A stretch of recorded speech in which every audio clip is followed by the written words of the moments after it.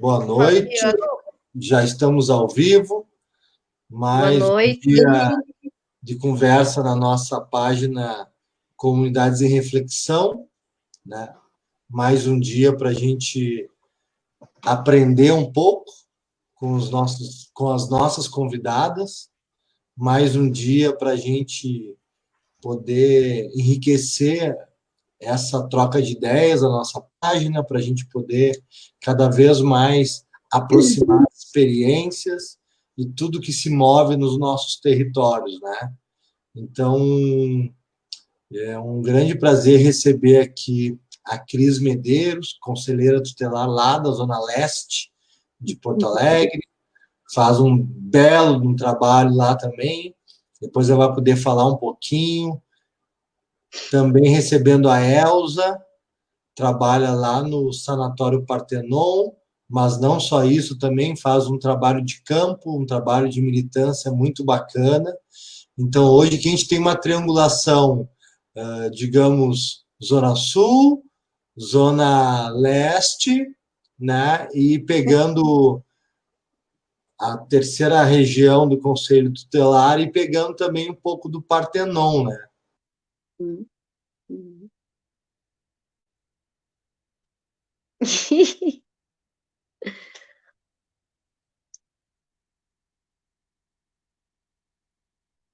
Acho que o Fabiano perdeu o sinal. Com esse tempo, né? Esse tempo de chuva aí, nossa senhora, a internet fica muito ruim. Me ouve, Elza? Ó, tá voltando.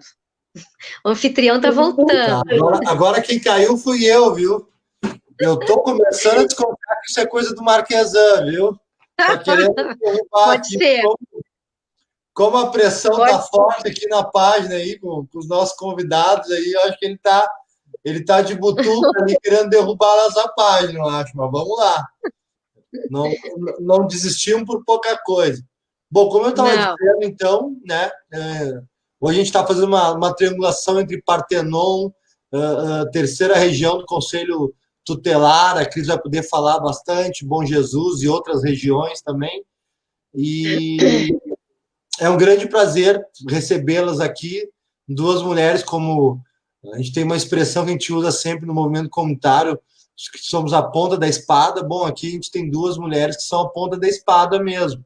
Estão sempre atuando, não só nas suas funções profissionais, mas também na sua militância de campo, né?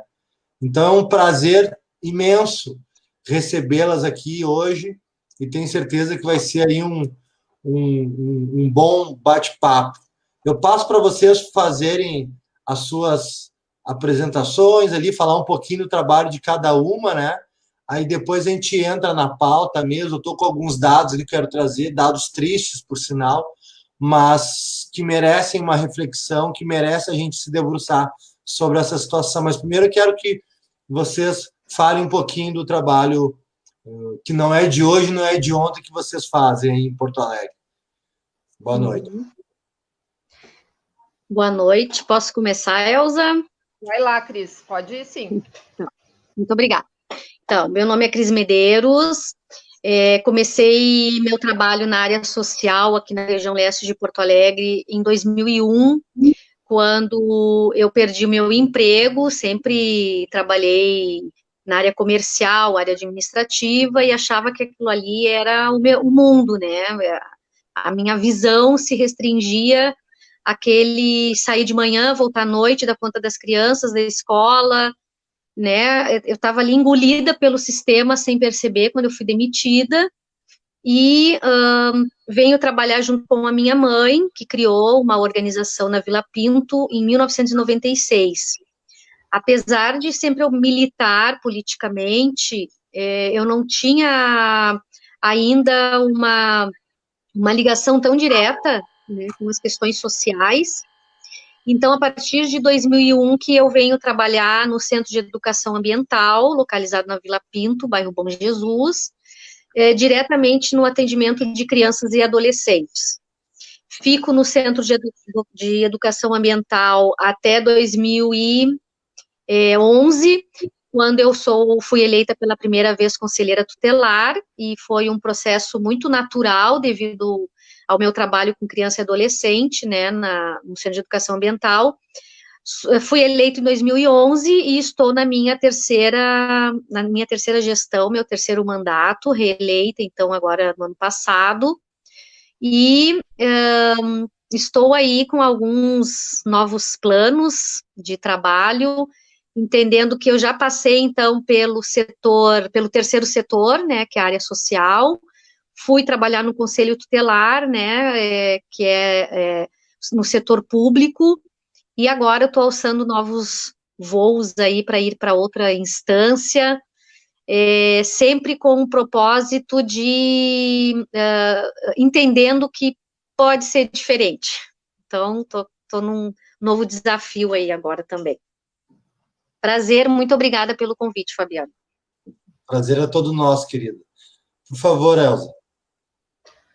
Bom, eu estou assistente social no Hospital Sanatório Partenon desde 2014, né? Entrei pelo último concurso da Secretaria Estadual de Saúde, que aconteceu em 2013, e provavelmente apaguei a luz, né? Porque do jeito que está o desmonte das políticas públicas, dificilmente a gente vai ter concurso público a curto, médio prazo, né? Tenho uma militância sindical também. Atualmente eu faço parte da direção do Sindicato dos Servidores Públicos do Estado, Sindicep, que isso também faz parte da minha militância política, né? Já há mais de 14 anos que eu milito e faço parte de uma organização chamada Unidade Comunista Brasileira, e basicamente é isso. Que legal, como eu disse, duas pessoas que são bem o perfil dessa página, né?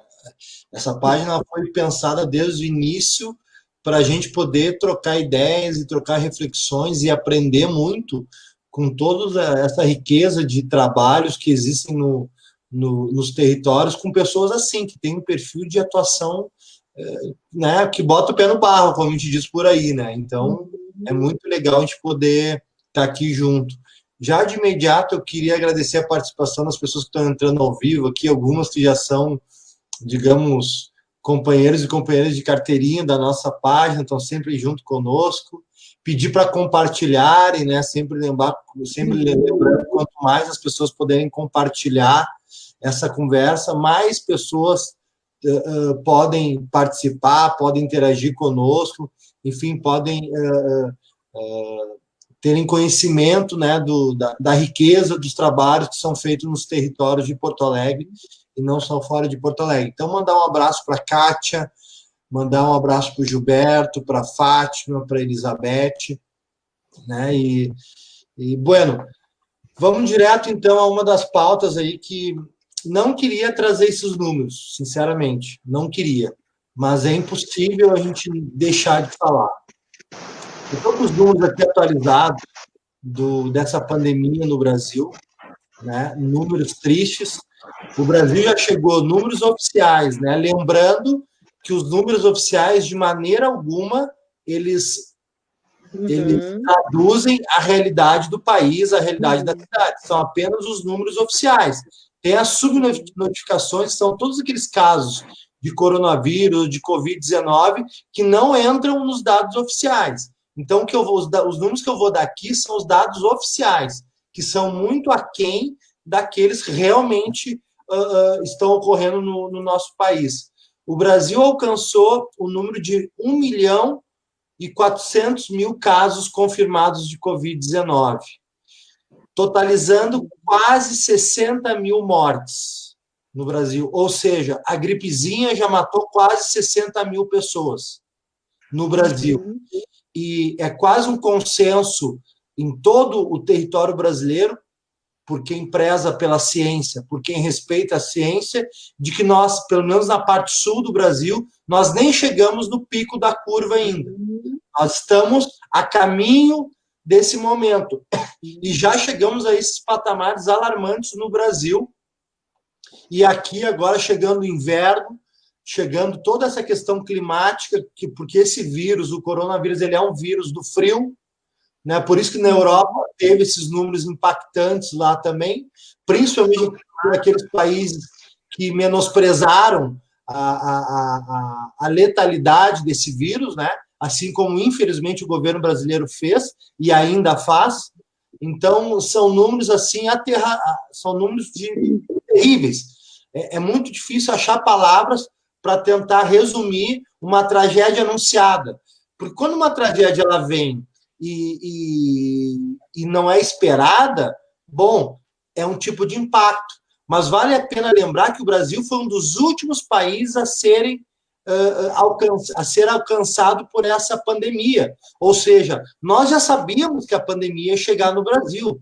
O mundo inteiro completamente paralisado, imobilizado, grande parte dele para combater essa pandemia. Pois bem, mesmo o Brasil sendo um dos últimos países a ser atingido por essa pandemia, praticamente nada fez o governo federal a qualquer trabalho preventivo que pudesse minimizar os impactos de mortes, os impactos no SUS, os impactos em toda a população brasileira. Então, esses números aqui, como diria o Gabo, né, aquele grande escritor Gabriel Garcia Marques, escreveu aquele livro, uma crônica de uma morte anunciada, essas mortes eram anunciadas no Brasil praticamente, porque foi assim em todo o território do mundo. Em todos os territórios, de todos os países, muitas pessoas morreram. E nós sabíamos que ia chegar esse momento aqui. Então, nós tivemos, a história nos proporcionou a ter um momento de trabalhar pela prevenção, porque nós fomos um dos últimos países a chegar, a essa doença chegar aqui. E mesmo assim, o Estado brasileiro, o governo federal brasileiro, se omitiu completamente. Então, eu queria passar a bola para vocês, né, desse cenário triste que a gente vive, quase 60 mil mortos no Brasil, né, que não são números, são pessoas, são seres humanos, famílias que hoje choram por essas pessoas, né, e que, infelizmente, a gente sabe que mais pessoas vão morrer. Eu queria saber como é que vocês estão vendo essa situação e nos territórios que vocês conhecem, porque militam, porque estão a campo, como é que vocês estão vendo esse triste cenário que a gente está vivendo hoje no Brasil? Eu acho que a Elza, como é da saúde, pode começar, né, Elza? Vocês decidem. Bom, assim, Fabiano e Cris, esse cenário que tu descreveu já era esperado, né? A gente tem um problema que é de governo, né? Que é um governo perverso e extremamente incapaz, né? Um governo ruim.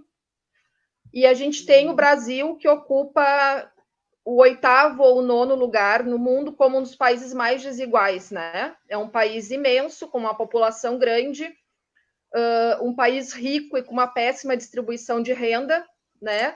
Então, tirando o componente do governo ser horrível, a gente já teria um problema grave, né, de se administrar por ter um contingente muito grande de trabalhadores na informalidade e que acabam ficando completamente abandonados nesse momento, né, pelo Estado, e, enfim, porque a gente sabe que esse auxílio não dá conta. E a gente tem um sistema público de saúde que, apesar de ser uma referência para o mundo, vem sendo sucateado há muitos anos, né? Às vezes mais, às vezes menos. A gente tem períodos aí da história política recente que houve avanços, né? Mas a questão é que, mesmo nos momentos melhores, a gente nunca mexeu na maldita concentração de riqueza, né? Então, a estrutura social do Brasil, ela continua inalterada, né? E soma-se a isso esse completo descontrole, né? Esse erro histórico, né? Que é a gente ter esse governo dirigindo o país, né? O que a gente tem visto, assim, né? A gente vê praticamente uma militância dos trabalhadores da saúde nos territórios para poder dar conta das demandas da população, né? Não dá para esquecer que a atenção básica, que está sendo fundamental nesse momento, principalmente na periferia, já vem sendo desmontada, principalmente pelo governo do Marquesan, né? A gente tem aí trabalhadores da saúde adoecendo num sofrimento muito grande com esse vai e volta, e é demitido e chama de volta, enfim, né? Então, com toda essa precarização, a gente vê um esforço muito grande das equipes da saúde, né, na atenção básica trabalhando. E vê, ao mesmo tempo, uma militância das comunidades. Né? Ali no Partenon, a gente tem várias lideranças comunitárias que têm feito um trabalho bem importante de articulação com outros segmentos da população, né? Com os trabalhadores dos serviços do Estado que tem na região, como ali no Hospital Sanatório Partenon.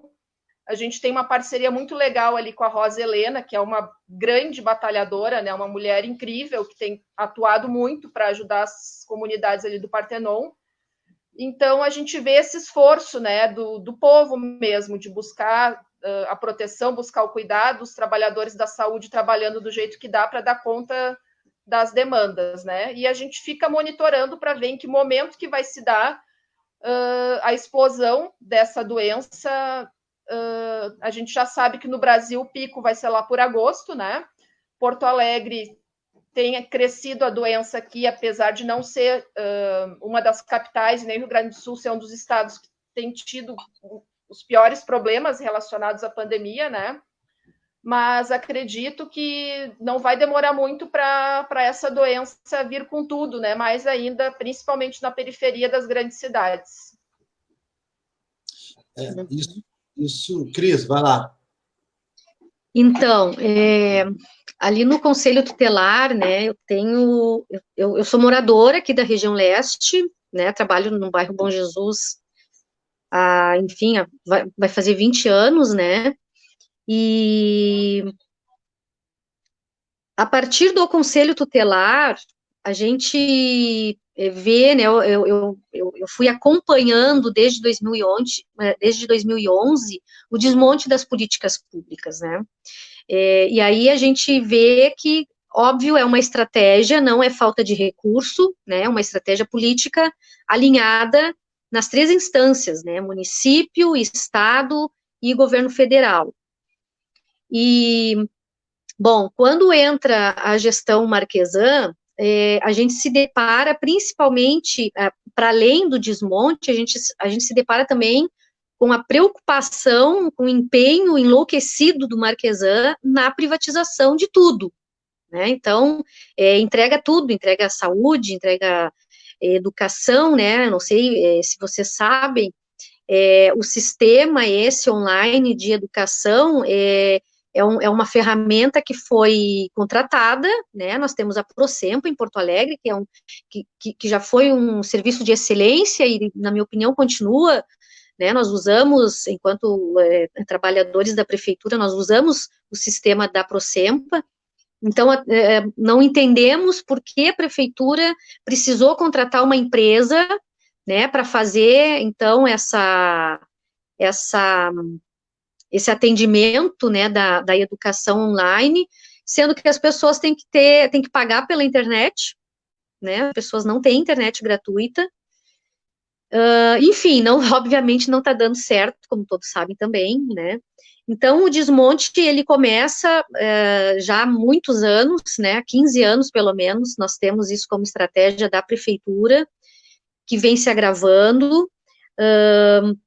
Nós temos nas comunidades, né? Aqui na região leste, como em toda a cidade de Porto Alegre, graças ao movimentos sociais, o caos não está estabelecido, né, graças às diversas iniciativas, as pessoas ainda não estão passando fome, porque estamos conseguindo atender, né, essa população, o pessoal está se desdobrando.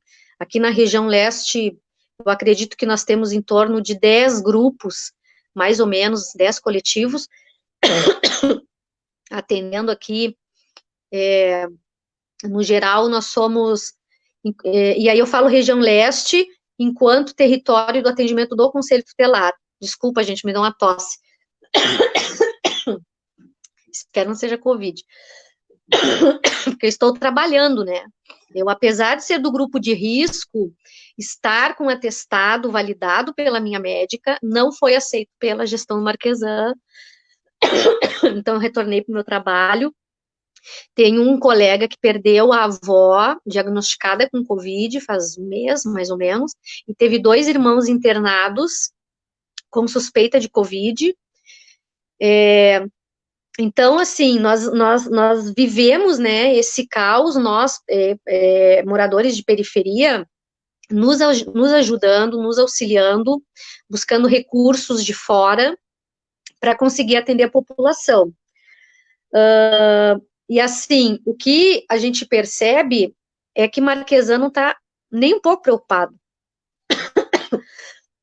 E aí nós temos que ficar muito atentos, porque estamos em um ano eleitoral, onde cestas básicas estão sendo usadas, sempre foram usadas, né? Sempre foi uma estratégia da direita para angariar votos, né? Mas mais do que nunca isso está sendo feito. As pessoas nas comunidades estão desinformadas, as pessoas não têm informação. Bom Jesus, por exemplo, na minha humilde opinião, me falta dados, uma coleta de dados, como tu bem falou, né, Fabiano? As informações que nós temos, sim, são informações oficiais, são dados oficiais, mas quem está nas comunidades está vendo o alcance que o Covid está tomando nas periferias. Aqui na Bom Jesus, por exemplo, eu sempre tomo como exemplo, na rua, tem uma rua aqui que atrás da quadra da minha casa, nós temos uma rua onde em 2 semanas faleceram 3 idosos, tá? Inclusive, eu tenho um grupo, um coletivo, que nesse momento está trabalhando a questão da solidariedade e da afetividade aqui na região. Nós estamos buscando essas famílias, nós estamos buscando dados aqui na região, para ver se essas pessoas que faleceram, e que foram 3 numa rua, mas a gente tem notícias de mais pessoas na região. Então, nós estamos indo atrás dessas informações para ver se essas pessoas foram diagnosticadas, ou se foi suspeita, e qual foi o atendimento que as famílias dessas pessoas receberam. Porque no momento que morre 3 idosos numa mesma rua, no período de 2 semanas, era para ter alguma nota da prefeitura direcionada para Vila Pinto, no bairro Bom Jesus, alertando, né? E a gente não teve isso. Então, o que a gente faz aqui, né, enquanto coletivos, né, enquanto iniciativas comunitárias, nós já tivemos aqui por algumas vezes o carro do Simba, por exemplo, emprestado, onde lá no início da pandemia, nós saímos com o carro passando mensagem para as pessoas, né, no áudio ali, no alto-falante, sobre prevenção, né, sobre combate, sobre, enfim, todas as recomendações que a gente sabe, né, que precisa ter nesse momento. Então, nós saímos com esse carro em toda a região, passou por todos os bairros. Nós fomos atrás de doação de máscaras, né, de conseguir máscaras para passar essas máscaras, as próprias cestas básicas, que as pessoas aqui nos serviços de assistência social não estavam conseguindo, e aliás, que fique claro, as instituições sociais, mesmo conveniadas com a prefeitura, não receberam qualquer cesta básica da prefeitura, nem instituição social, aquelas instituições que fazem, que prestam atendimento para criança, para adolescente, para suas famílias, e nem as escolas de educação infantil. As escolas de educação infantil que correram o risco, inclusive muitas trabalhadoras e trabalhadores de escolas de educação infantil tiveram seus contratos suspensos, né, por uma medida arbitrária, então, dessa gestão. Essas escolas continuam atendendo as suas comunidades, né, essas escolas continuam indo atrás de recurso para as famílias, porque senão é aquilo que eu falei lá no início da minha conversa, né, o caos realmente estaria estabelecido. E aí a gente se depara com as fake news, né, da prefeitura, com corte de recursos públicos que continuam, né, enfim, então a gente, no nosso trabalho comunitário aqui na região leste, a gente trabalha principalmente com a informação. Nós estamos levando, cada vez que a gente doa uma cesta básica, cada vez que a gente doa máscaras, a gente tem aqui os kits literários também, que são carinhosamente confeccionados pela nossa poeta Fátima Farias, aqui da Bom Jesus. Junto com esses materiais, a gente entrega principalmente informação para essas pessoas. Quando as pessoas perguntam para a gente, mês que vem vai ter mais, eu já falei com várias mães de família, principalmente, que são as mais sobrecarregadas com tudo isso, né? Precisamos cobrar da prefeitura, a gente precisa dar visibilidade para isso. Não é só a Cris, não é só o Pantera, né, que é o meu parceiro aqui, não é só o pessoal do Morro Santana que está à frente dessas campanhas de solidariedade. Os moradores precisam escancarar nas redes sociais, precisam escancarar em rádio, em televisão, que os serviços de assistência social, quem está prestando serviço para a comunidade, está prestando por conta própria. A prefeitura não apresentou nenhum plano de atendimento para a população. Isso que vocês colocam é de uma relevância, assim, que é difícil de medir, né? A região da Grande Cruzeiro, a União de Vilas, da qual eu faço parte, a gente vem tentando, com todas as limitações, fazer um trabalho de rede de solidariedade, levando alimentos, né, buscando doadores, mas também, como vocês mencionaram, de alguma maneira trabalhar a questão educativa também, que isso é muito importante. E também é uma preocupação da União de Vilas de ajudar, nesse momento de pandemia, de alguma maneira trabalhar no fortalecimento da organização do movimento comunitário também. Que isso é uma visão que a gente busca ter de médio e longo prazo, para cada vez mais a gente pensar como é que a gente faz para acumular forças, justamente como disse a Cris e a Elza, para enfrentar esses governos que estão aí colocados. Porque realmente é muito difícil um governo que nos patrola a cada dia, a cada momento. Vocês devem acredito que ficaram sabendo, há poucos dias o Marquesan fechou uma unidade de saúde no território da Cruzeiro, em plena pandemia, uma unidade de saúde que funcionava há 33 anos.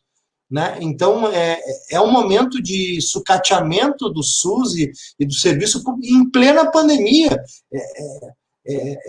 É difícil de tu tentar justificar o injustificável, né? Que são essas medidas que esses governos tomam sem nunca conversar conosco. De maneira alguma, essa é uma marca do governo Marquesan. Ele nunca sentou para conversar com ninguém, é na base do canetaço lá no seu ar-condicionado, e depois a população que se dane. Depois eu quero falar um pouquinho sobre o Córtex, que foi o que a Cris falou ali, que é essa modalidade. Meu filho estuda na rede municipal. Então, quando a Cris falou, a gente está sentindo na pele essa situação da educação aqui em Porto Alegre. Inclusive, terça-feira que vem, a gente vai abrir um parênteses aqui, não vamos falar um tanto do movimento comunitário, mas a gente vai conversar com o Marcos, que é um professor e diretor da TEMPA, que é da Associação dos Professores aqui do município, para a gente ver como é que a gente vai encaminhar esse assunto. Nós, conselheiros, que fazemos parte dos conselhos escolares, os professores, porque não dá. Esse governo está completamente perdido, para dizer o mínimo, e não orienta. Então, é um momento muito delicado. Mas, voltando, eu queria ouvir um pouco de vocês, pela experiência nos territórios que vocês conhecem bem, como é que está a questão do isolamento social. Porque a gente sabe, o isolamento social para nós que militamos nos territórios, é um tema que evoca uma contradição, digamos assim, né? Que é um tema, em certa medida, contraditório. Em que sentido eu digo? Nenhum país do mundo que conseguiu diminuir a curva, ele deixou de fazer isolamento social. Isolamento social é a medida mais aprofundada. A medida primeira, né? Para tentar achatar a tal da curva, para a gente poder tentar, de alguma maneira, minimizar os impactos do coronavírus. Mas, em se tratando de Brasil, que nós temos um Estado completamente omisso, que, vamos lembrar, uns dias atrás, ele queria aprovar R$200 de ajuste, de ajuda social para as famílias, aí o Congresso, numa disputa de força, conseguiram fechar em 600, o que também é pouco. Eu imagino uma família com vários filhos tentar sobreviver sem ter que ir para a rua trabalhar com R$600. é uma loucura esse valor. Deveria ser no mínimo um salário mínimo, que justiça seja feita. A oposição no Congresso tentou lutar para que passasse o piso de um salário mínimo ali para essa ajuda social, mas não passou, ficou em 600. Mas, então, quer dizer, essa é a contradição, porque nas comunidades, nós três sabemos que as famílias trabalham hoje para comer amanhã. Essa é a realidade. Ninguém tem dinheiro guardado no banco para poder dizer, bom, agora eu vou queimar essa gordura e depois, quando passar a pandemia, eu volto a trabalhar. Não, essa não é a realidade das periferias. E aí, como é que a gente trabalha? Eu queria ouvir vocês, a opinião de vocês. Como é que a gente trabalha a questão do isolamento com essa contradição de um Estado absolutamente omisso, que deveria aplicar as mais variadas políticas públicas para que as pessoas pudessem ficar em casa, mas eles não fazem isso. E aí as pessoas, as famílias nas periferias se deparam com essa contradição. Eu queria ouvir como é que está o isolamento social nos territórios que vocês conhecem bem e como é que vocês enxergam essa questão importante no combate à pandemia. Antes de passar, desculpa a palavra. Cris, para a gente fazer Oi, pode falar, Elza. Eu só queria agradecer também a participação do pessoal que está entrando aqui, o Adriano, um professor educador social lá da Cruzeiro, professor de canto, muito legal, faz um trabalho incrível com as crianças, de música, com aula de canto. O Fabiano também faz um trabalho importante, forte lá em Eldorado do Sul. Agora a Dora entrou aqui também, um abraço, a Elizabeth, as pessoas que estão entrando aqui, eu já convido elas a compartilhar a nossa conversa aqui também, para que outras pessoas possam nos acompanhar. Cris, eu vou te propor para a gente fazer o ping-pong, assim, né? Tu falou agora, eu posso começar e a gente vai trocando, pode ser? Acho que a Cris não tá... Tu tá me ouvindo, Fabiano? Eu te ouço, tu tá me ouvindo, Cris? Eu estou te ouvindo, só não estou ouvindo a Elza. Tá me ouvindo agora? Tu não ouve a Elza? Tá bem falhada a fala dela. Bom, então deve ser algum momento de conexão, mas a Elza tinha... Continue, então. E aí, se tiver algum problema... Né? Tá. Bom, assim, né, Fabiana e Cris, a questão do isolamento, ela é problemática desde o começo, né, porque nenhum governo consegue transmitir confiança para uma população no momento em que dia sim, dia não, né, retoma, depois libera, retoma de novo, libera, chega um momento que a população não confia mais nessa orientação, não sente segurança nisso, né. E é o que vem acontecendo no Brasil como um todo. Como não se tem firmeza, não se tem confiança, né, dos governos na necessidade do isolamento, se tem uma pressão muito grande do empresariado, né, para que não se faça o isolamento, porque é muito mais fácil tu substituir um trabalhador que morre, que adoece, do que tu zelar pela saúde da sociedade como um todo, né? A gente sabe que o Brasil, né, sendo um país extremamente desigual, elitista, né, um país de economia dependente, que sempre foi extremamente atrasado em termos de avanços civilizatórios, né? A gente sabe, a gente não tem uma classe empresarial preocupada com o povo, né? Então, essa pressão para que não se faça isolamento, isso... A população já não confia mais nisso, né? Tanto que a adesão ao isolamento, ela diminuiu muito. E aí a gente vê como isso se agrava quando a gente vai para regiões mais periféricas, né? Onde as pessoas, como tu bem disse, né, precisam trabalhar de dia para comer de noite, né? E com índices de informalidade muito grande, né? Se imagina que praticamente metade da população economicamente ativa está na informalidade e precisa ir para a rua, precisa trabalhar. Então, o isolamento, ele realmente não cola, ele não está colando. Né? Ele não está colando porque são níveis muito diferentes de cuidado, né, com a população. É diferente de um país, se a gente for pegar lá o processo de isolamento social, de lockdown, que a Espanha fez, que a Itália fez, onde tem apesar, ainda que haja pobreza e haja essa diferença de classe, não é tão gritante como aqui. Então, é mais fácil tu fazer uma política que abranja, né, a maior parte da população, né? E aqui isso não acontece. A gente tem outros problemas que se originam com esse isolamento, né? A gente está vendo aí os altos índices de violência doméstica, né? A Cris deve saber muito bem disso, né? Por estar trabalhando no Conselho Tutelar. Eu trabalho com tuberculose, né? Um hospital de tuberculose. E a gente tem dados aí que mostram o aumento do contágio da tuberculose com o isolamento. Então, as pessoas ficam dentro de casa doentes e se contaminando por outras doenças, né? Como a tuberculose. Então, se tu ficar dentro de casa, tu vai ter problemas, se tu vai ficar fora, tu vai ter problemas. Então, é muito caótico isso, né? Então, dificilmente, a minha opinião, né? Pelo que eu tenho lido e pelo meu trabalho cotidiano, eu acho que o isolamento ele não cola mais, né? Deveria, obviamente, ele é muito necessário para controlar a disseminação da doença, mas os governos não conseguem passar confiança para a população, né? A gente vê o que é o Rio de Janeiro, que absurdo o que o Crivella faz lá, né? Cada dia ele toma uma decisão diferente. É óbvio que a população não sente confiança nenhuma num gestor desses, né? O cara nem sabe o que diz, o cara não, né, não tem pulso, não tem força para impor um isolamento, o cara age conforme os mandos do empresariado local, né, das elites locais.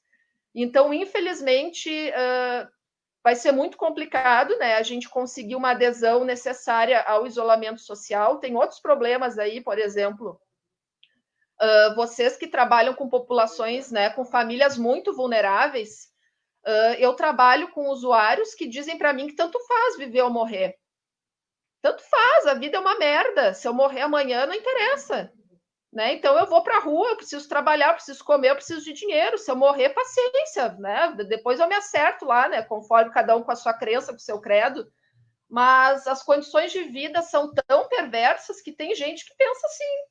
Né? Não, a minha vida é uma merda, então se eu vou sair para a rua, vou me contaminar e vou morrer, o que é isso perto do problema que é a minha própria vida, né? Então são inúmeras situações, né? E eu entendo que começa por essa desigualdade estrutural, absurda, perversa que existe no Brasil, né? E passa por esse titubear dos gestores, né? Que a população não confia, não vai aderir mais, né? Então, eu acho que, infelizmente, a gente chegou no que era possível do isolamento. É uma pena, eu espero que talvez a gente, né, nós todos, como através da militância, né, e do trabalho educativo que tem que se fazer junto com esse trabalho de apoio material, né, que tu colocou muito bem, né, Fabiano?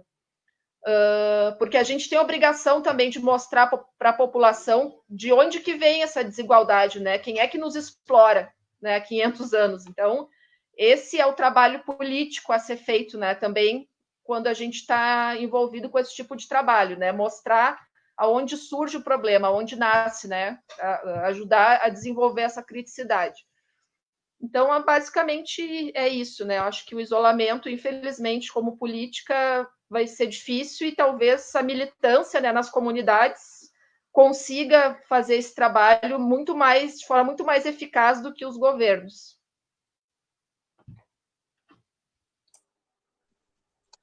Então, o isolamento aqui na região leste, né, o que eu venho acompanhando, principalmente na Bom Jesus, não existe, infelizmente, né? Assino embaixo, assim, isso que a Elza falou, né? Essa percepção da vida que as pessoas têm, as pessoas estão tão abandonadas, as pessoas estão tão prejudicadas que os problemas comuns delas, né? Os problemas comuns das suas vidas, eles continuam, pioraram, na verdade, porque daí as pessoas não têm o atendimento agora, né? E isso a gente fala do serviço de saúde, a gente fala da educação, a gente fala da assistência social, a gente fala do judiciário, né? Eu tive uma situação bem emblemática de uma mãe que foi no conselho tutelar porque precisava de autorização para o filho viajar para fora do estado, e tinha ido até o judiciário, e o judiciário fechado, então ela não tinha como ter autorização, né, do juiz para o menino fazer a viagem, para o adolescente. E, bom, ela foi para o conselho, né, eu tentei ajudar, liguei para o fórum, né, e me confirmaram que realmente era situações emergenciais, aquela não era uma situação emergencial, e fui dar essa notícia, né, para a mãe, e eu disse para ela assim, bom, então ele vai ter que ficar aí, né, não vai ter como viajar, o judiciário não vai fazer esse atendimento. E ela me disse o seguinte, pois conselheira, mas eu precisava mandar o meu filho para a casa do irmão, que mora no Paraná, porque aqui a gente não tem dinheiro para comer. E pelo menos lá no irmão dele, é um a menos, né, para estar aqui nesse sofrimento. Nossa, aquilo ali assim, o resto do meu dia, né, eu fiquei com aquela situação e mais uma vez, né, a gente vê essa desigualdade brutal, né, nesse momento, isso é esfregado nas nossas caras, e no momento que a gente está de mãos amarradas, né, então, o isolamento social, justamente pelo fato da prefeitura não ter uma ação, uma campanha efetiva para a população de informação, não há transparência, né, então, no momento que a população, ela não tem, aqui na ponta, né, gente, porque não adianta a gente falar só na televisão, não adianta, né, a gente vê ali na televisão, são alguns minutos, né, ali no Jornal do Almoço, que é esse noticiário local, né, mas o que a gente precisa é de ação aqui na ponta, né, de alguém da prefeitura que fazendo esse trabalho como a gente fez, de estar passando com carro-som, né, os postos de saúde, no momento que a gente precisa tanto dos postos de saúde, das agentes comunitárias, muita gente já foi demitida, né, lá com desmonte do IMESF, antes da pandemia,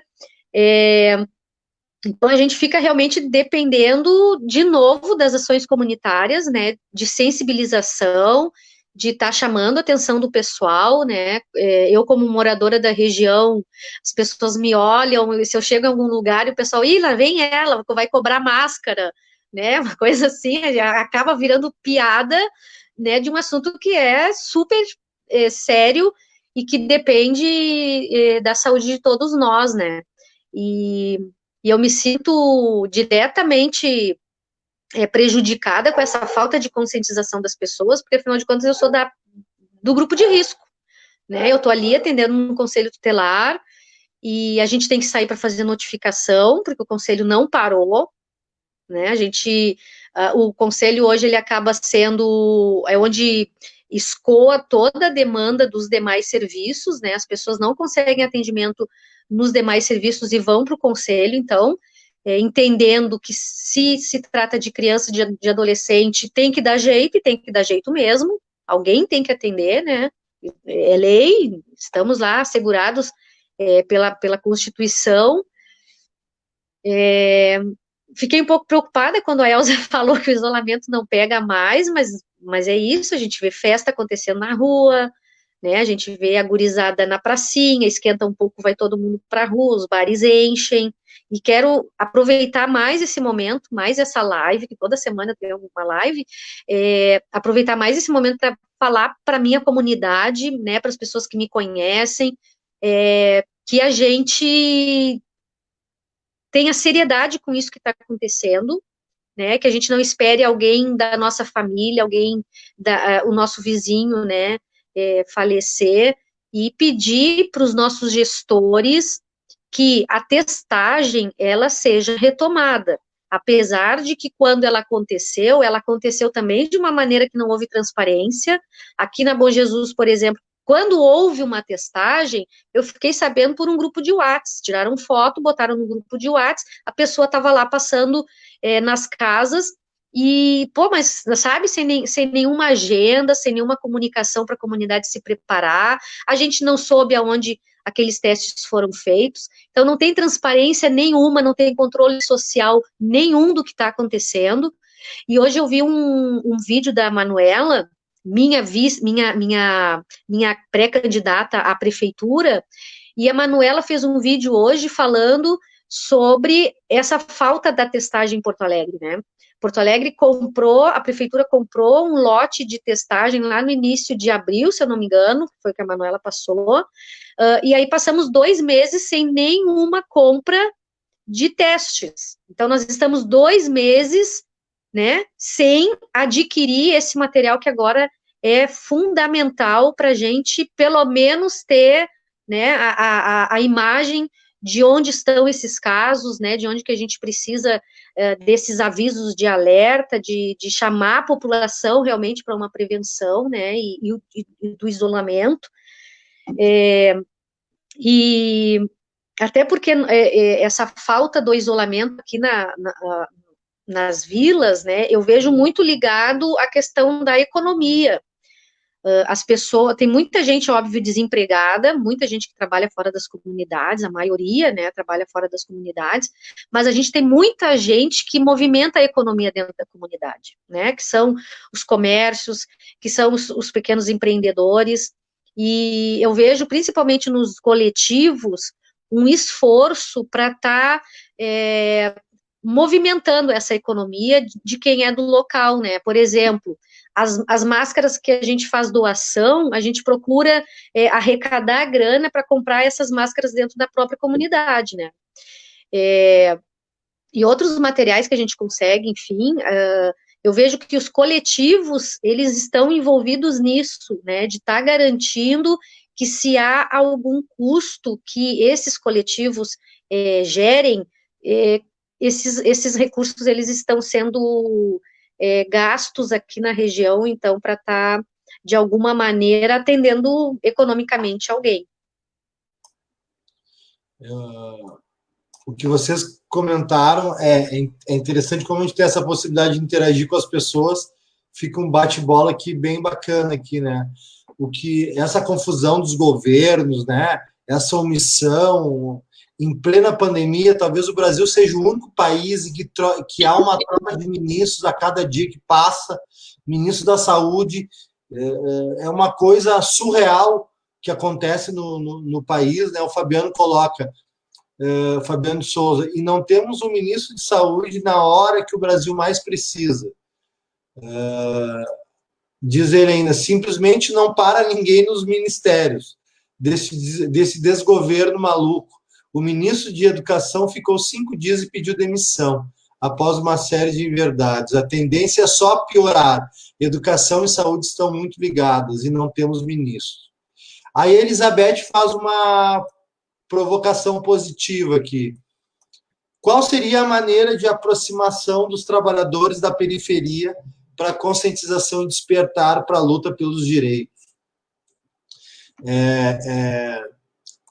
Depois a gente pode falar um pouquinho sobre isso, né? A postura das comunidades, né? Em que medida isso pode, no momento ou não, se converter em luta, né? Luta no sentido da luta política, né? De militância, de trazer para a agenda das comunidades isso. Eu acho que dá um bom debate, até mesmo a palavra conscientização, né? Em que medida a gente conscientiza ou é conscientizado também pelas comunidades, porque viver na comunidade não é para qualquer um, tem que ser muito guerreiro e muita guerreira tem que ser muito guerreira para poder realmente, olha, apagar um incêndio por dia para poder viver e enfrentar uma situação como essa com esses governos que estão aí. Eu acho que pegando esse gancho aqui, a questão do movimento comunitário, e ali a Elizabeth já tocou num ponto central, que é a luta de classes, né? E em que medida vocês pensam que em algum momento a gente pode construir o que virou um mantra nos últimos anos aqui, né? Principalmente para o chamado campo mais progressista, né? Temos que fazer o trabalho de base, né? Isso virou um mantra, né? Só que é só um mantra, porque, na verdade, falta ainda muita gente realmente disposta a, né, abandonar o discurso do Facebook e botar a mão na massa. Isso falta privilégio. muito. né? Então, tem muito revolucionário de Facebook e WhatsApp por aí que está fazendo falta para realmente, né, fazer essa construção mais de base. Porque se a gente fazer só um retrospecto histórico um pouquinho, né, naquela transição da ditadura para a democracia ou para a suposta democracia do Brasil, houve todo um trabalho de base que foi feito, né? Muito bacana. Eu me lembro, quando eu era criança, a gente corria jogando bola na Cruzeiro ali, tinha todo um trabalho, até mesmo da igreja, aquelas eclesiais de base, todo um trabalho voltado para a organização das comunidades, do movimento comunitário. Foi quando o movimento comunitário da Cruzeiro, por exemplo, a União de Vilas, ela foi fundada em 79, mas ela surgiu com muita força a partir de uma auto-organização, mas também junto com pessoas que estavam dispostas a estar nos territórios militando, né? Então, como é que vocês enxergam um pouco essa questão desse chamado trabalho de base, que também é difícil até dizer o que é o tal do trabalho de base, mas partindo do pressuposto que é estar em algum lugar ajudando a construir algo, partindo de um pressuposto nesse sentido, assim, como é que vocês enxergam a importância disso? Ainda é possível se falar em trabalho de base ou não tem mais como realmente a gente ter forças suficientes do ponto de vista qualitativo e quantitativo para estar lá conosco construindo junto?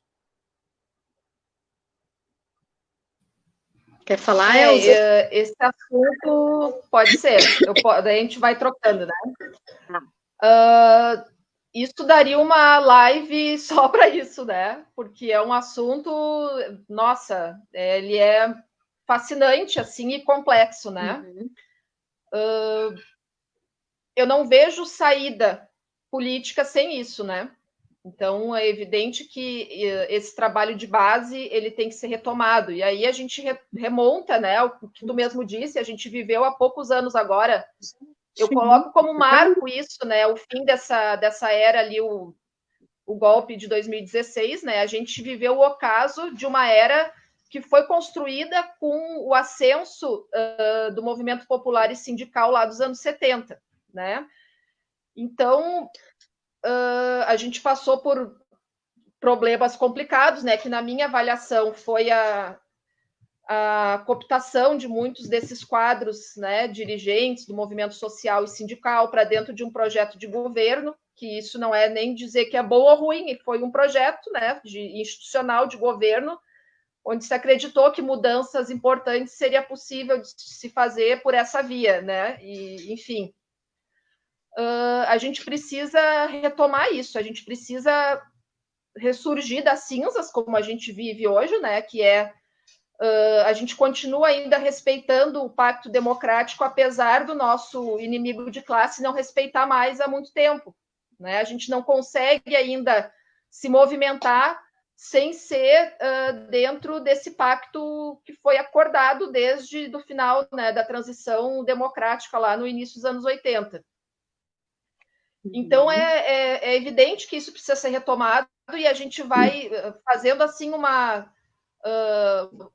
só para a gente poder mentalizar esse processo, né? Digamos, bom, vamos voltar para a base, né? Aí não vou nem entrar na questão de quem nunca saiu, de quem nunca entrou. Vamos fazer essa figura, assim, né? A gente vai voltar para a base, para os territórios, num cenário muito mais conflitivo, né? A esquerda perdeu muito espaço nessa base, né? Nós deixamos de colocar um projeto societário como resposta, né, num período muito grande de tempo. A gente vai ter que lidar com outros atores que estão aí, né? E aí eu acho que um ator importante e que é um assunto também delicado é a questão das igrejas, né? Que acabam ocupando um espaço importante, né? E oferecendo soluções às vezes imediatas, simplistas, né? E aí, enfim, né? Eu acho que daria um outro espaço a essa discussão. Então eu vejo assim, né, Fabiane, essa retomada, assim, ou esse avanço que a gente precisa construir da luta política, de uma resposta dos de baixo, passa obrigatoriamente por um trabalho político na base. E aí a gente às vezes fica até com receio de usar essa expressão, porque se vulgarizou muito essa questão do político, do trabalho político, da politização. Na verdade, politizar a questão é ir às raízes daquele problema, né? É poder dialogar com as pessoas e oferecer, muitas vezes, né, ou proporcionar um debate que, às vezes, as pessoas não tiveram ainda oportunidade de fazer, né? Que é entender, bom, quem é que explora, quem é que oprime, quem é a classe dirigente do país, né? Quem é o 1% que concentra a riqueza no país, né? Como é que funcionam essas elites subservientes aí ao capital internacional, essa elite entreguista que a gente sempre teve no Brasil? Vamos dar nome para quem está do outro lado, né? Então, eu entendo que esse trabalho de solidariedade que todos nós aqui, né, que estamos fazendo, uns mais, outros menos, até por questões de lugar, enfim, ele precisa ser politizado nesse sentido. E essa politização, esse debate com as pessoas, com as famílias, com quem a gente trabalha, a gente tem que também, na medida do possível, mostrar que existe a possibilidade de construir algo diferente, né? A partir da organização popular, né? A partir da organização dos trabalhadores no seu local de moradia. Então, isso, para mim, é muito importante, né? A gente está tendo essa oportunidade, talvez mais agora, por estar numa situação completamente atípica, né? Essa pandemia acabou mexendo em muitas coisas, né? Então, eu entendo que a construção de um projeto dos de baixo, né? E aí todos nós, né? Os assalariados, os precarizados, os informais, os desempregados, né? As populações das comunidades, enfim, a gente precisa. Isso passa por um trabalho político muito forte e muito consequente nas bases para a gente poder forjar essa proposta de outra sociedade, né? De outra alternativa de governo e de poder. Então, eu acho que esse trabalho que a gente tem feito, todos nós, a gente precisa pensar nisso também. Senão a gente vira um mero... ninguém aqui quer passar pelo papel de quem está fazendo uma caridade, porque não é caridade, o que a gente está falando é solidariedade de classe. Exato. Por exemplo, os trabalhadores lá do Sanatório Partenon, que estão se mobilizando bastante, trabalhando com a Rosa Helena ali no Partenon. Em março, muitos de nós recebeu uma ajuda da categoria dos petroleiros por conta dos descontos que sofremos na greve. Né? Prontamente, os petroleiros se ofereceram para ajudar os trabalhadores da saúde do Estado que estavam sendo descontados pelo Eduardo Leite. Né? Isso é solidariedade de classe. Então, essa organização desses trabalhadores que foram apoiados lá em março, de também ajudar agora, esse trabalho ele não é uma caridade, ele é uma solidariedade, que só quem consegue fazer é quem se coloca no lugar do outro, né? Só os de baixo conseguem fazer isso, né? Se enxergar no lugar do outro. E aí, com isso, se a gente conseguir trazer a questão política, né? A questão política no sentido das contradições entre capital e trabalho, eu entendo que a gente pode dar um aporte muito grande para a organização dos trabalhadores. Então, não vejo como construir essas alternativas sem ser pela organização dos trabalhadores, seja qual for o setor, o segmento, né, da nossa classe. Perfeita a fala da Elza. Eu costumo dizer que essa pandemia, ela vem para uma transição da humanidade, né? Para uma transição de nós, seres humanos, enquanto irmãos, né? Enquanto pessoas que dividem o mesmo planeta. Então, eu preciso acreditar, né, que isso vem de mudar conceitos, para a gente mudar o sistema, né, como bem falou a Elza, e aí, como que a gente muda o sistema, tá? A gente precisa falar sobre racismo, principalmente, né, o Brasil é um país construído a partir do trabalho de milhões de negras e negros, né, que foram escravizados e que foram torturados e que foram mortos, e isso está na estrutura, né, que forma o país, né, isso está na estrutura de muitas famílias, e prefiro acreditar que muitas nem se dão conta disso, né, porque sim, tem pessoas que são cruelmente racistas, tem pessoas que escolheram ser racistas, né, tem pessoas que isso vem da natureza humana delas, né, agora tem pessoas que viveram sempre numa bolha, né, que não acessaram, que não precisaram acessar, que não se ligaram, não sei exatamente. Hoje, inclusive, eu tive conversa com para mim, menina, né, tem seus 30 anos e poucos, mas para mim é uma menina, onde nós conversamos sobre isso, né, de nós duas fazermos um intercâmbio, dela vir para o meu universo e de ela garantir que eu consiga acessar o universo dela, né, porque os ricos, eles conseguem com muita facilidade acessar as periferias quando eles querem, seja para um trabalho de faculdade, por exemplo, né? Eu, quando tive à frente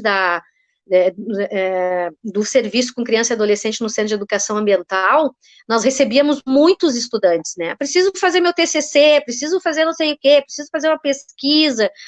E quando eu cheguei ali no trabalho, né, isso era rotineiro, assim, e aí eu via que o pessoal que estava trabalhando na instituição parava tudo para atender os acadêmicos, né, os acadêmicos concluíam seus trabalhos de faculdade e viravam as costas e nunca mais, entendeu? E aí eu chamei a atenção, né, da direção da organização para isso, é só um pouquinho, a gente está sendo explorado, né, os caras vêm aqui, tomam o nosso tempo, que vale dinheiro, né, tomam o nosso tempo, coletam as informações, tiram notas ótimas na universidade, muitos continuam a partir daquele trabalho, o seu trabalho, né, ganhando grana, e a instituição e a comunidade ficou ali, né, serviu unicamente como uma fonte mesmo de exploração. E a gente começou a mudar, então, né, essa maneira como os acadêmicos usavam a instituição e passamos a pedir contrapartidas, né, por exemplo, um grupo de comunicação que ia fazer trabalho na instituição, ele tinha que fazer todo o trabalho de comunicação da instituição naquele semestre. Tinha que nos entregar pronto, né, lá no final a gente tinha que ter um material pronto de comunicação, né, eu estou dando exemplo. Então, para a gente mudar a visão, a conscientização, né, para a gente provocar a conscientização das trabalhadoras e dos trabalhadores, a gente precisa primeiro falar sobre racismo com essas pessoas, porque as periferias, elas são compostas, na sua maioria, pelo povo preto, então a gente precisa falar sobre racismo, a gente precisa falar sobre racismo com as negras e negros pobres e que são racistas, né, como é que a gente vai trabalhar, porque muitas dessas pessoas votaram no Bolsonaro, por exemplo, né, que é um racista, né, tem vídeo do cara dizendo que ele jamais admitiria um filho dele casar com uma negra.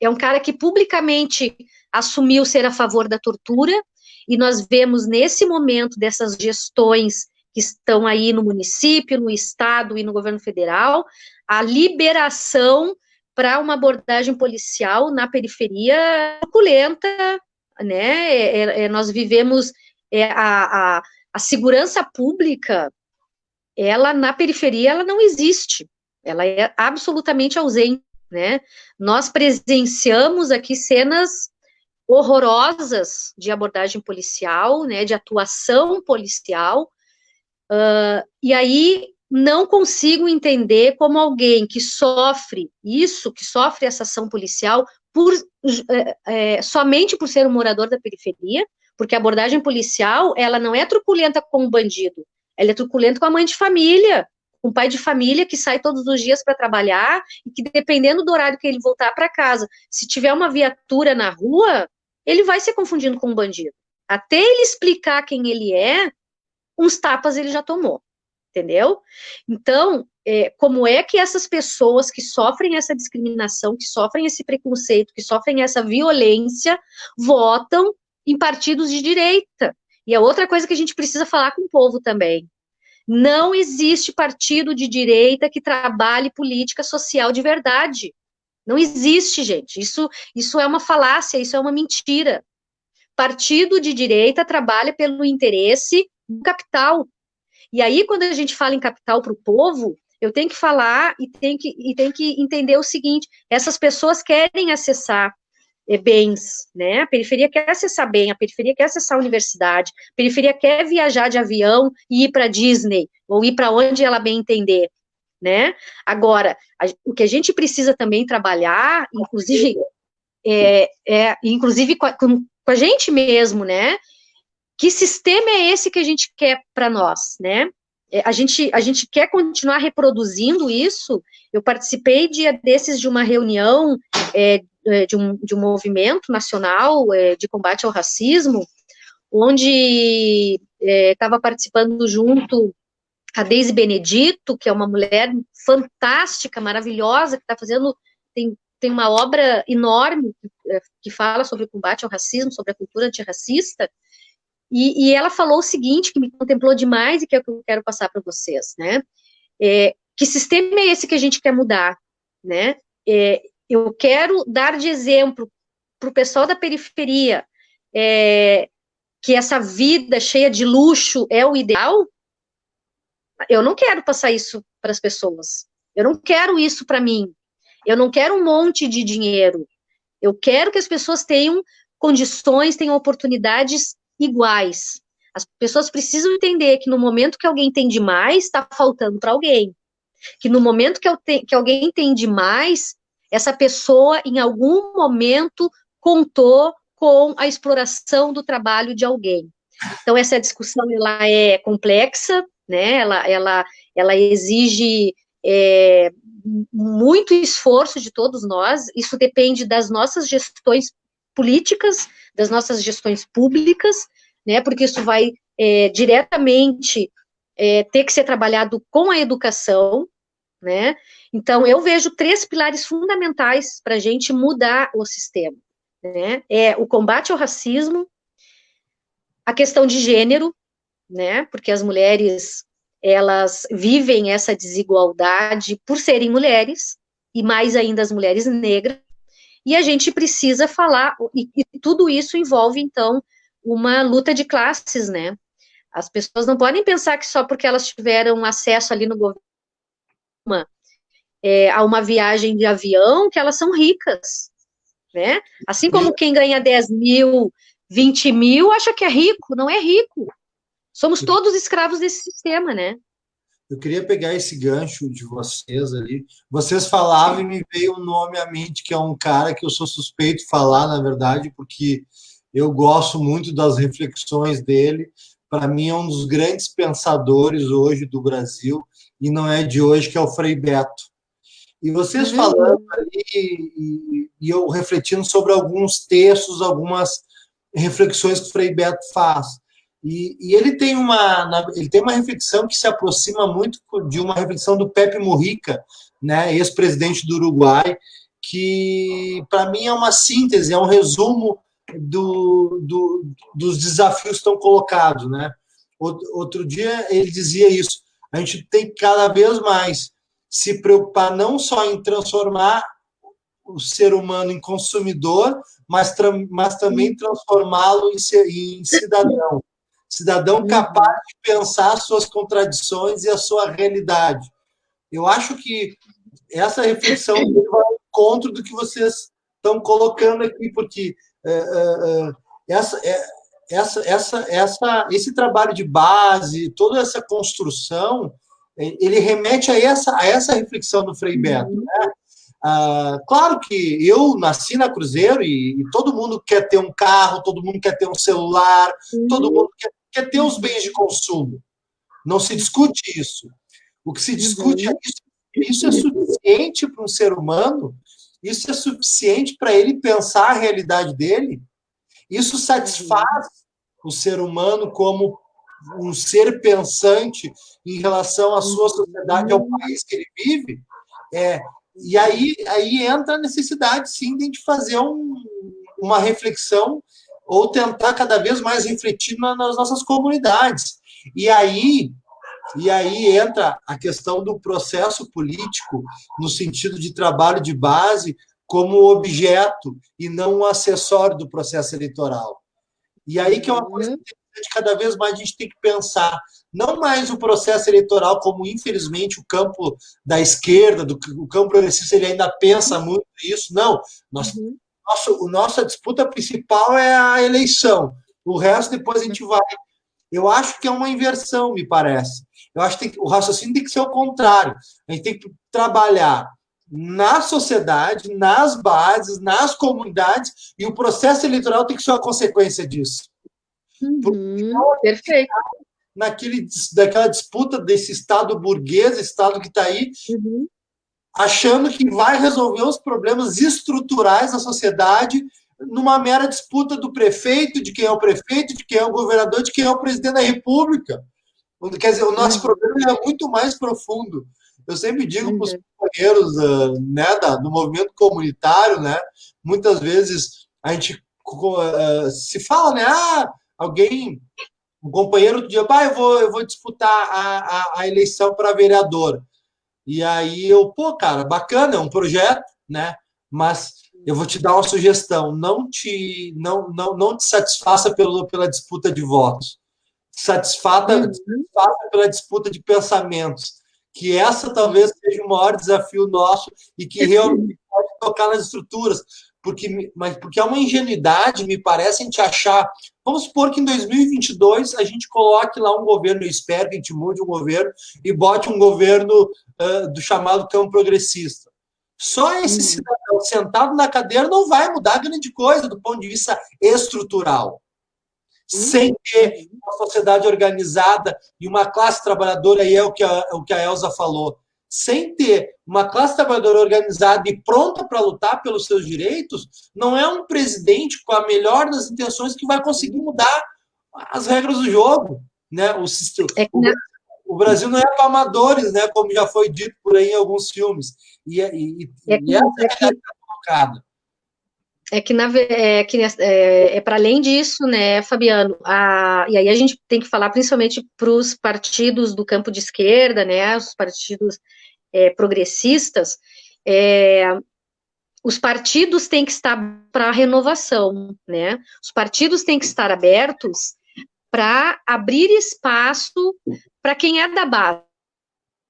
A gente tem ali representantes, obviamente, que são comprometidos com as comunidades, que são comprometidos com as pautas humanitárias, mas o que a gente ainda enfrenta é a ocupação dos partidos e também os partidos de esquerda, de pessoas que são de classe média, de pessoas que não têm uma conexão, né, com a realidade da maior parte da população, né, que não tem uma conexão com a realidade das pessoas que fazem voto, inclusive, para eles, né? Então, é por isso que eu falo que é um momento de transição, né, de transição em todos os sentidos, em todos. E como a gente está no ano eleitoral, né, os partidos, principalmente, precisam fazer essa reflexão e precisam abrir espaço para a renovação. O que eu questiono muito, eu queria ouvir a Elza também nesse sentido, em que medida a gente consegue acumular força para daqui a pouco até mesmo, entre aspas, sugerir uma mudança de paradigma dos partidos do campo progressista, sabe? Porque realmente me dói, eu faço parte do movimento negro aqui de Porto Alegre, da Frente Negra Gaúcha, né? E me causa muita reflexão quando eu ouço os companheiros dizendo, não, olha, realmente a gente não vê uma grande representação nossa nos partidos chamados campo progressista, sabe? Isso é um momento, esse é um ponto de reflexão que cada vez mais eu penso que nós, do movimento comunitário, da sociedade, a gente tem que acumular forças para em algum momento a gente até dizer, olha, companheiros, ó, vocês aí, dirigentes dos partidos, vocês têm que andar por aqui. Se vocês não andar por aqui, bueno, vocês vão andar sozinhos. O movimento comunitário, né? Todos esses grupos organizados que lutam por uma sociedade mais igualitária, vocês não vão mais te apoiar, meus companheiros. Não vão, vocês vão caminhar sozinhos. E o que é um partido de esquerda sem as suas bases, sem os seus grupos organizados? Não é nada. Então, eu acho que talvez esse seja um papel nosso também, de a gente construir essas bases para cada vez mais acumular força para que realmente chegue o momento e, por exemplo, a gente tenha uma unidade em Porto Alegre para disputar uma eleição, por exemplo, que deveria ser uma coisa básica na atual conjuntura, com Bolsonaro, com Marquesan, com Leite, e nem isso a gente não consegue construir em Porto Alegre. Então, Elza, como é que tu vê essa disputa também da questão do próprio chamado campo progressista mesmo, em cada vez mais se abrir, digamos assim, numa visão mais altruísta, como o Frei Beto defende muito, para as bases, para que as bases puxem um protagonismo dentro dos partidos? Bom, Fabiano e Cris, essa semana eu li um artigo num jornal de uma pesquisa de uma socióloga, uma pesquisa que ela fez com o eleitorado do Bolsonaro, né? E uma das conclusões que ela tirou, e eu acho que vem bem ao encontro desse nosso debate, né? Os partidos progressistas, eles não chegam mais nos setores mais precarizados da classe. É a classe média que se distribui, né? A classe média progressista é que adere a partir do A, B ou C do campo progressista, né? Eu não vejo, no momento, que qualquer projeto revolucionário ele passe pelos partidos eleitorais que a gente tem hoje. Né? Eu vejo muito o PT como o PTB passou a ser depois do Vargas, do Brizola, né? Eu vejo ainda o PT ficando meio localizado na história, assim, né? A gente vê que a esquerda eleitoral, a esquerda dos partidos da ordem, ela tem dificuldade para responder hoje, né, as necessidades que estão colocadas no país nessa conjuntura. Tanto que não consegue sequer responder, né, articular uma resposta ao projeto do Bolsonaro, né? Por incrível que pareça, acaba o STF tendo um protagonismo hoje, né? E até setores da direita mais liberal, né, da direita mais limpinha, que não a direita bolsonarista, acabam fazendo esse papel de ser a pedra no sapato do Bolsonaro ali, né? Então, eu entendo que essas soluções, esse projeto que tem que ser forjado de baixo, ele tem que ser construído. E eu entendo que esses partidos que a gente tem hoje, eles são muito importantes, né? Dentro daquelas pautas da social-democracia, de não perder direitos, né? De defender direitos conquistados, de lutar contra a criminalização dos movimentos. Então, são importantes, sim, mas eles não conseguem ir para além das pautas da social-democracia, como o PT foi todo esse tempo, né? Um partido social-democrata. E aí eu pergunto para vocês o seguinte, que eu acho que traduz bem essa discussão. Digamos que haja hoje no Brasil um levante de massas dos de baixo. Como é que esse setor da política nacional vai reagir? Vai apoiar ou vai frear? Eu não sei se vai apoiar. Eu tendo a achar que vai puxar para dentro das instâncias do parlamento, do governo. Então, eu acho que isso traduz bem o que os partidos progressistas representam hoje. Né? Digamos que no Brasil aconteça o que aconteceu no Chile no final do ano passado, né? Que, inclusive, houve uma crítica ali ao Partido Comunista, que tem alguns quadros no parlamento chileno, que acabou, né, institucionalizando algumas coisas, né, botando panos quentes, tentando fazer uma lei aqui, outra ali, para dar conta, para não mexer muito, né? Então, eu tenho essa dúvida, né? Se acontecesse, né? Se isso que a gente está dizendo que é necessário acontece, né? Digamos que o morro desça para o asfalto hoje. Como é que esses partidos vão reagir? Né? Então, eu acho que isso é uma questão importante e que gera um debate muito interessante, né? Um debate que tem que ser livre de preconceitos, né? E tem que sempre reconhecer o que tem de mérito e o que tem de importante, né? Nunca tirar o mérito que aí o PT teve com as políticas sociais, né? Em tirar o Brasil do mapa da fome, em ter feito um programa habitacional que foi importante, né? Aquilo que a gente disse antes, não mexeu na estrutura, não mexeu na concentração de renda. Bem ou mal, né, fez uma democracia de cooptação que puxou lideranças importantes do movimento para dentro das estruturas de governo, né, tanto que desmobilizou que quando aconteceu o golpe e outros processos importantes na história recente, o povo não foi para a rua, né, porque disseram para o povo que era para ir para casa, porque os governos aqui nossos vão resolver, entende? Então eu vejo dessa forma, né, eu acho que tudo passa pela organização dos trabalhadores, né? A classe média é importante, sim, a classe média é um extrato, né, também da classe trabalhadora, mas a gente precisa chegar naquele trabalhador, né, que produz a riqueza, né, naquele trabalhador que está alijado do processo político, naquele trabalhador que está precarizado, que está desempregado e que sofre as consequências mais nefastas da política neoliberal e agora mais complicado ainda com o Bolsonaro e com a ruptura do Pacto Democrático, né? Que a gente está vendo aí o que está acontecendo no campo, na Amazônia, com lideranças do movimento camponês sendo muito mais assediadas e atacadas e mortas, né, do que já era na história recente. Então, tem um agravamento de todas as esferas da vida, né, para a classe trabalhadora. Então, a gente não vai conseguir responder a isso com medidas muito paliativas, né? Com a medida provisória 1, com a MP 2, 3, 4, 5, 6. Não passa só por isso, né? Vai ter que ser um projeto mais radical, de baixo, e com ampla participação dos trabalhadores, né? Isso não passa pela cúpula das organizações, não passa pelas negociações de parlamento, isso passa por uma construção de baixo e com muita força.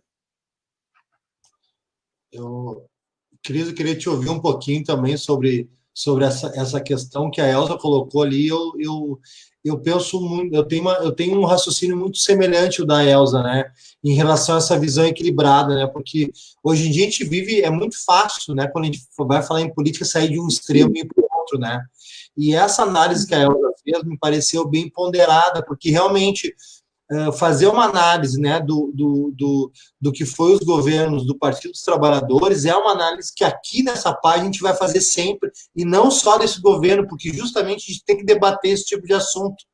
Esse tipo de assunto não pode ser mais essa criminalização que virou no Brasil a gente discutir política, né? Não se fala mais em partido, se fala mais em governo. Como assim? O Norberto Bobbio, que foi um grande pensador italiano, ele diz o seguinte num livro dele: a árvore da ideologia está sempre verde. E é bem isso, porque hoje a gente vive um processo de criminalização do discurso, da reflexão sobre a política, que é tudo ideológico, a gente não pode falar nisso.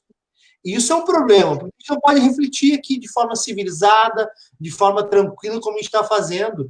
E o que ela colocou ali sobre as políticas do governo, do Partido dos Trabalhadores, eu achei muito interessante, porque esses dias eu estava olhando, assistindo uma entrevista do ex-presidente Lula, que eu, particularmente, eu tenho uma coisa que meu avô, eu cresci ouvindo meu avô dizer o seguinte: ó, aqui, guri, ó, uma coisa que você nunca pode fazer na vida é virar o coxo.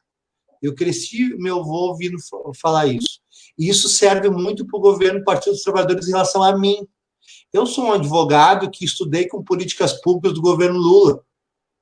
Porque filho de caminhoneiro da Vila Cruzeiro só faz faculdade se tiver política pública. Porque aquele papo de meritocracia só serve para quem nasce na Guete. Quem nasce na Cruzeiro não rola muito. Então, teve políticas públicas importantíssimas. E eu sou exemplo disso. Então, eu me sinto e sempre vou reconhecer isso. Agora, o bacana é a gente poder analisar o todo, né, Cris? A gente poder analisar o que foi feito, mas também o que não foi feito. E muitas vezes nem foi tentado.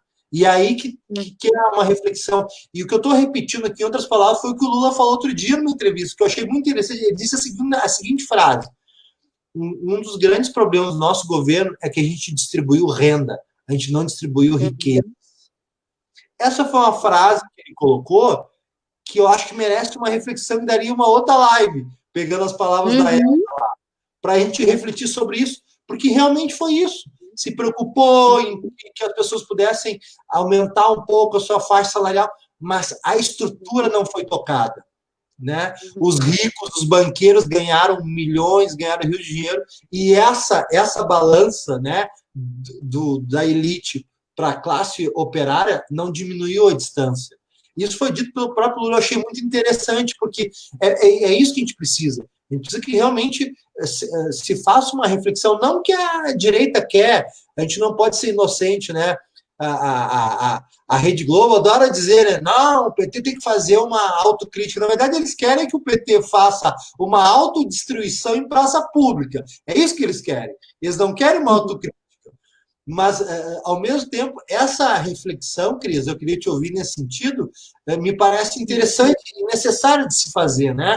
Para a gente poder evoluir e quando em algum momento a gente fazer essa disputa de poder e chegar lá, que a gente consiga fazer algo diferente do ponto de vista da profundidade, e aí sim numa relação com a sociedade organizada. Né? E agora, para arrepio dos bolsonaristas, eu dou um exemplo aqui que eu acho muito interessante, que é a Venezuela. Né? A Venezuela, a gente pode ter as mais variadas críticas, mas os caras estão lá em pé. Né? Infelizmente, aqui em Brasil, aqui no Brasil, o Prão derrubou a nossa da República, que tem o seu mérito também para as periferias, que fez o programa Mais Médico. Então, ao mesmo tempo das críticas, a gente tem que ter uma análise mais aprofundada, como a Elza falou. Como é que tu enxerga isso, nesse sentido, dessa visão mais equilibrada de enxergar o que foi feito, mas também ter uma visão necessária do que precisa ser feito daqui para frente? Então, eu tenho a convicção também, né, óbvio, a gente reconhece todo o trabalho, todo o progresso social, né, que o PT garantiu para milhões de famílias. Eu moro aqui na comunidade, eu vi isso, né. Quando eu vim morar na Vila Pinto, quando eu vim morar na Bom Jesus, a rua da casa onde eu morava, ela não tinha asfalto, ela não tinha saneamento básico, ela não tinha nada.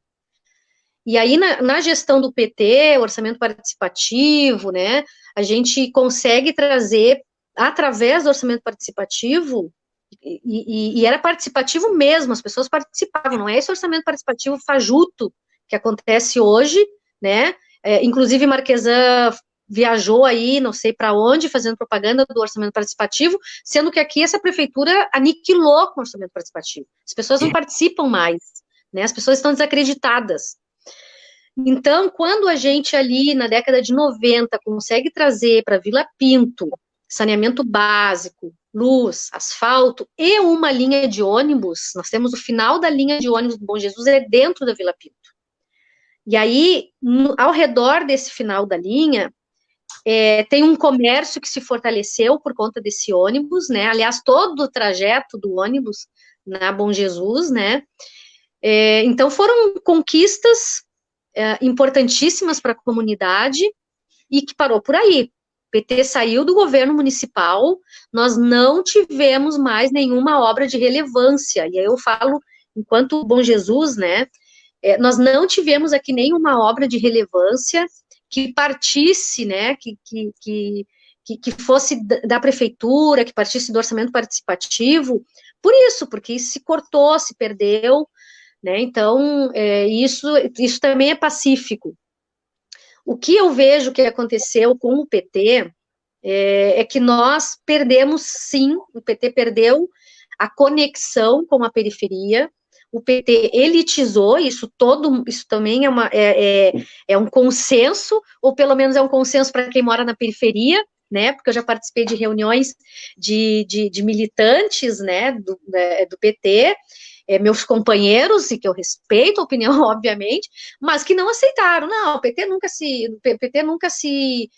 ausentou, o PT não se afastou, o PT se afastou, o PT elitizou, né? Os mandatos começaram a ser compostos por... Esses dias até eu vi uma postagem bem interessante, não compartilhei porque eu não quis ser grosseira, né, com os companheiros e com as companheiras, mas o PT, e quando eu falo PT, na verdade, é partido de esquerda, né, é o PCdoB, o PSOL é um partido mais novo, mas, enfim, a gente perdeu espaço dentro do partido, né, as pessoas das comunidades, elas não tinham sequer funções dentro do partido, funções dentro dos mandatos, né, as lideranças comunitárias eram procuradas somente em épocas eleitorais, né, e obviamente isso fragilizou as relações partidárias e abriu espaço para o oportunismo da direita, né, que vem aqui então distribuir cesta básica, que vem distribuir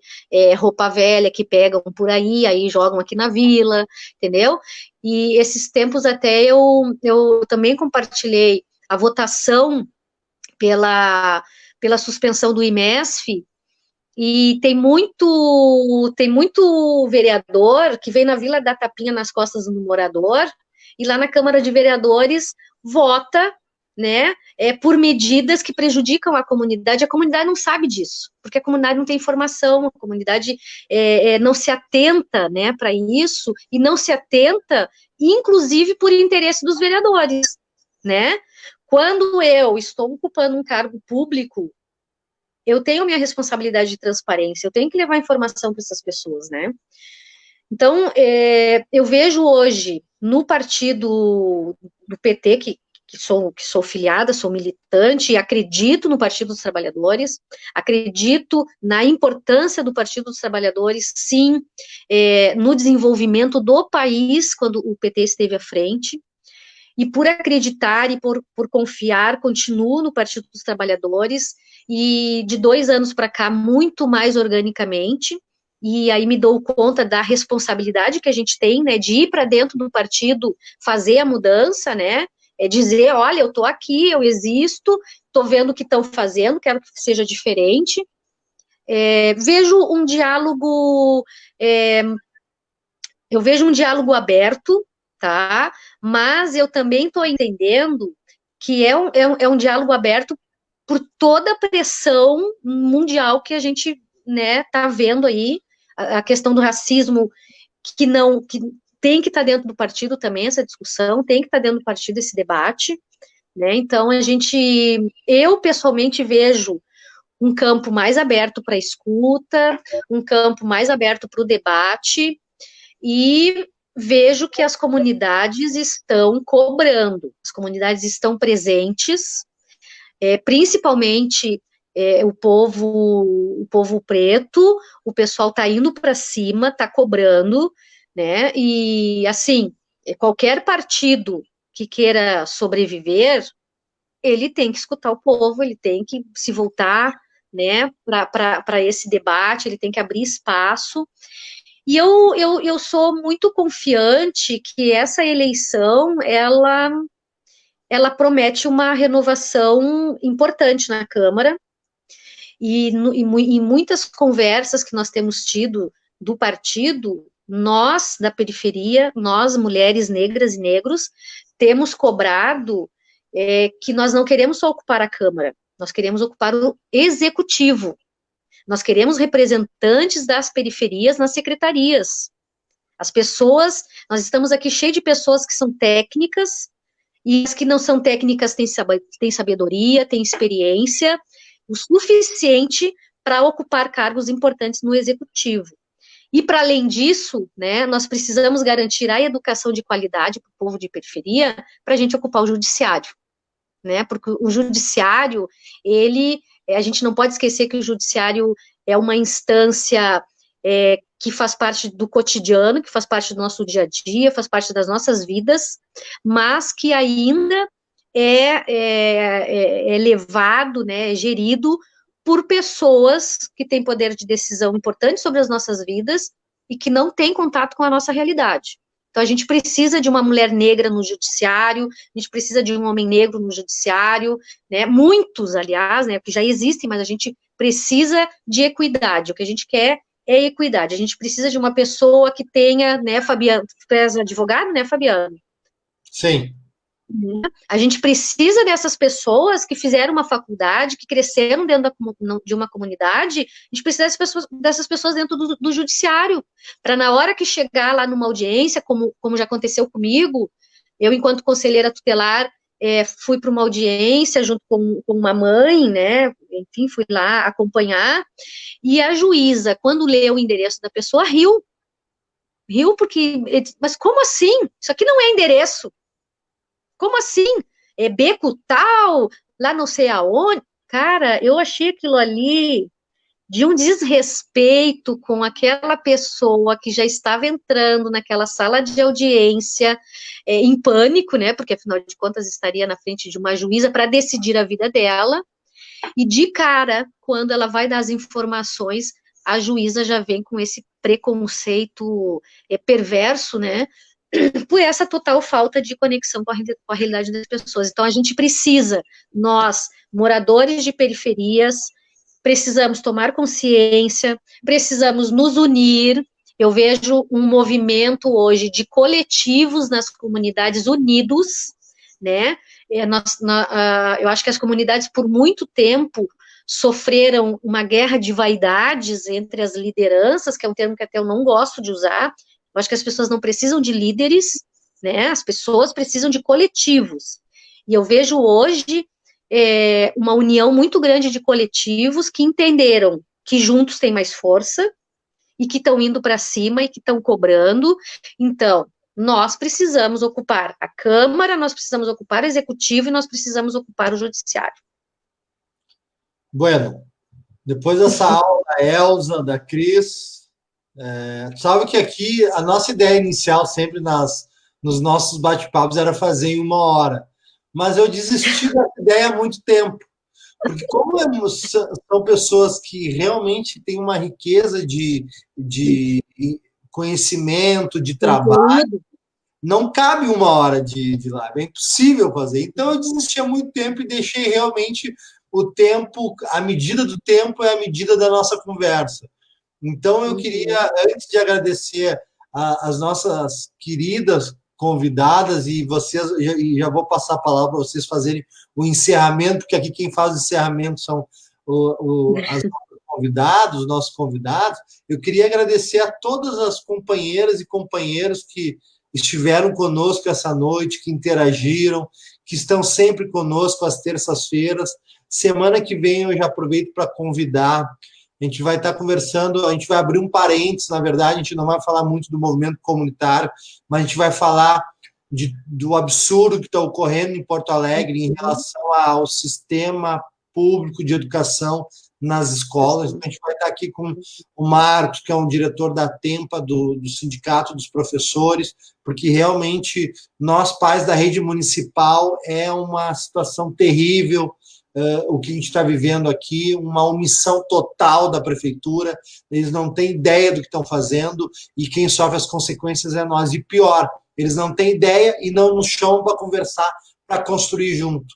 Então, quer dizer, é o cúmulo da incompetência misturado com a arrogância.